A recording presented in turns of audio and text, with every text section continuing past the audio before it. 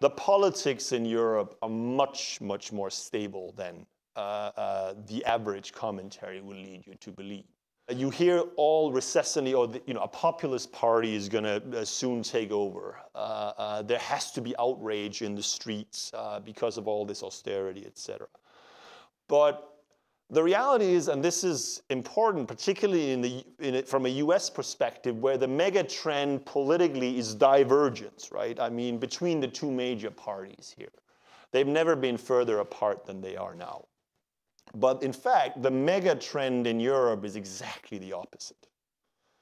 If you look at the mainstream center-right and center-left parties in Europe, and compare to where they were 10, 20 years ago, today they basically overlap.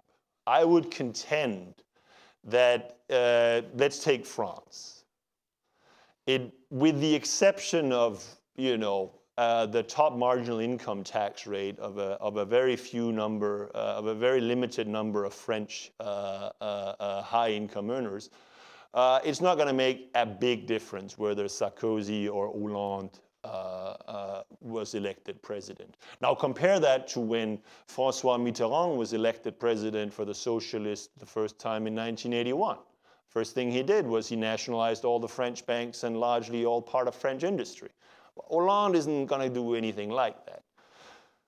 You take, does anybody here really think it matters very much for German policy in this, whether Merkel or the Social Democrats win next September? I would contend that it probably doesn't matter very much because the positions very much overlap. But it's much more important to think about what happened in the peripheral countries. Because if you look at all the elections, with the partial exception of the first Greek election this fall, or this spring, they have all resulted in governments being kicked out of office. But every single election you've had in the euro area since the beginning of this crisis has resulted in the election of a centrist government. You saw it in Ireland. You kicked out Fianna Fáil, but you put in place essentially a centrist Fine Gael Labour government. You could have voted, if the Irish wanted populists, they could have voted for Sinn Féin. They didn't. You saw it in Portugal.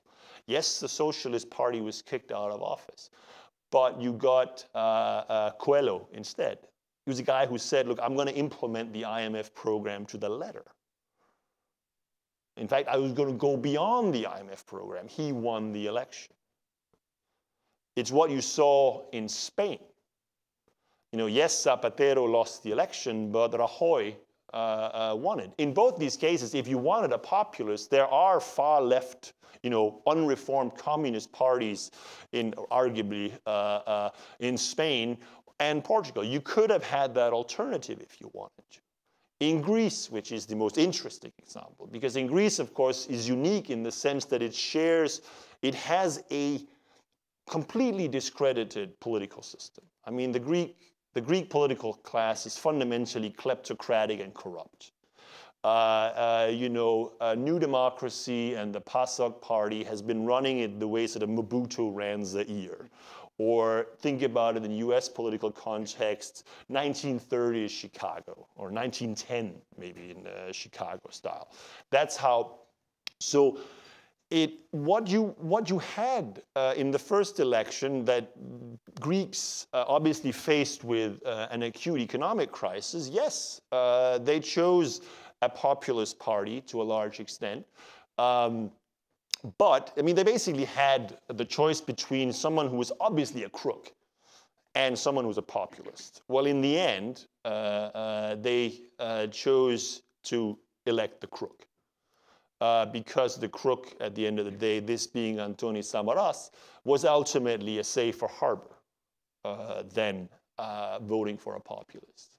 And I will contend that this dynamic will continue going forward in the euro area for the simple reason that, European electorates are rich, comparably still, and they're aging.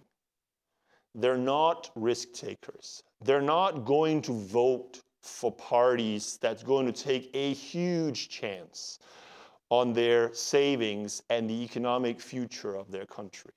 And the reality is that no country can leave the euro, this is true for Greece, this is true for Germany, without incurring enormous economic costs. That's why a party, in my opinion, that chooses that direction is ultimately not electable in Europe, and as the crisis has shown, has not been electable to date.